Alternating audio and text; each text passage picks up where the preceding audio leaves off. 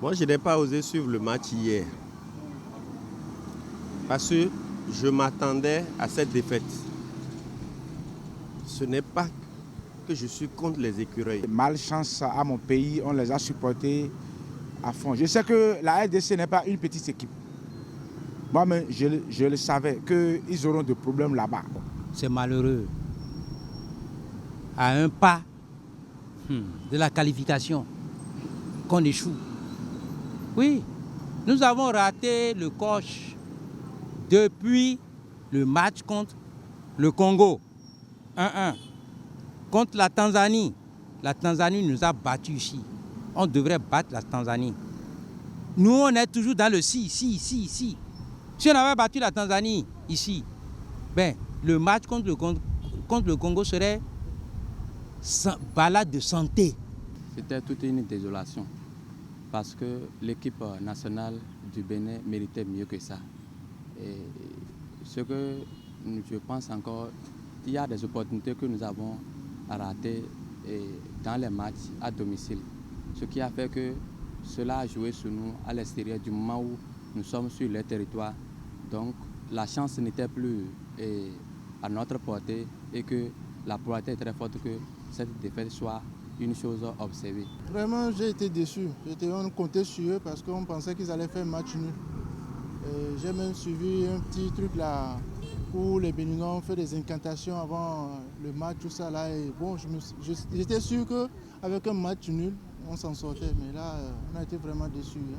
Avec la prestation qu'ils avaient faite la dernière fois, avec le Madagascar, c'était très beau. Le but de Jedel et puis Steve Mounier.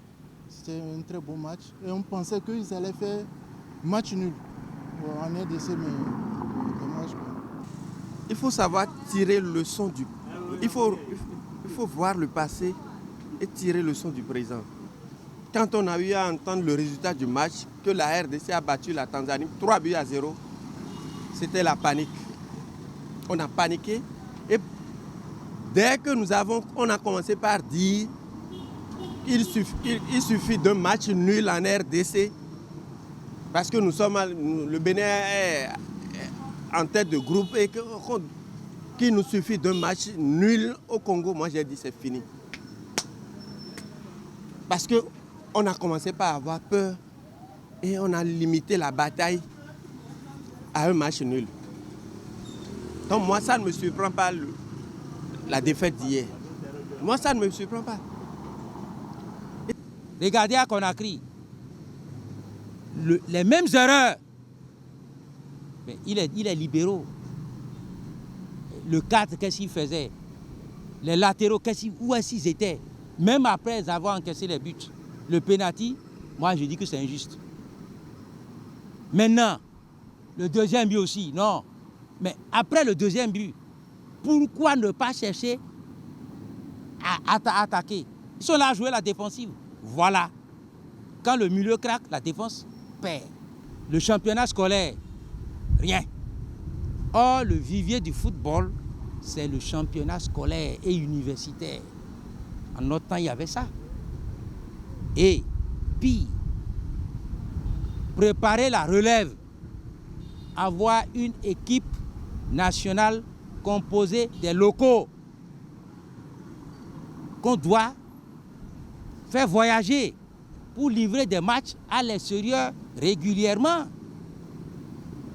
Les élèves et les étudiants sélectionnés formeront une équipe nationale, junior et même senior. Et là, on aura assez de joueurs pour remplacer ceux qui sont vieillissants aujourd'hui. Khaled Adeno a fini. On n'a plus de libéraux? Non. On n'a plus de libéraux au Bénin. C'est malheureux. Ministère de la Jeunesse et des Sports. Il faut tout faire pour ramener l'union sacrée qui existait autour des écureuils avant votre arrivée. Le Bénin ne peut pas perdre sur ses propres installations. Non. Non, les 2 matchs que nous avons perdus ici, voilà les conséquences. Les joueurs ils doivent se mettre davantage. Tout ça, ça se joue sur le mental.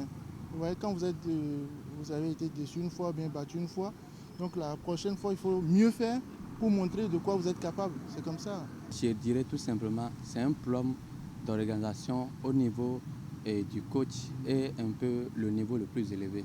Parce que à voir la composition de l'équipe, à voir ceux qui ont été sélectionnés, je vois que à ce niveau, il fallait aller plus loin que ça.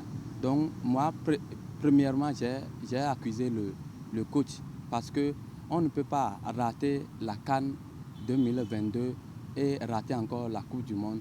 Donc vraiment, ce problème se pose précisément, je m'adresse précisément au coach.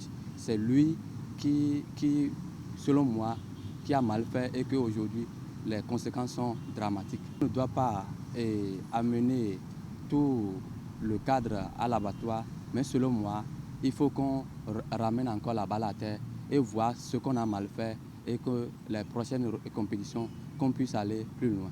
Moi, j'aurais souhaité que l'homme nomme Dissoué comme directeur technique du football et prendre les autres.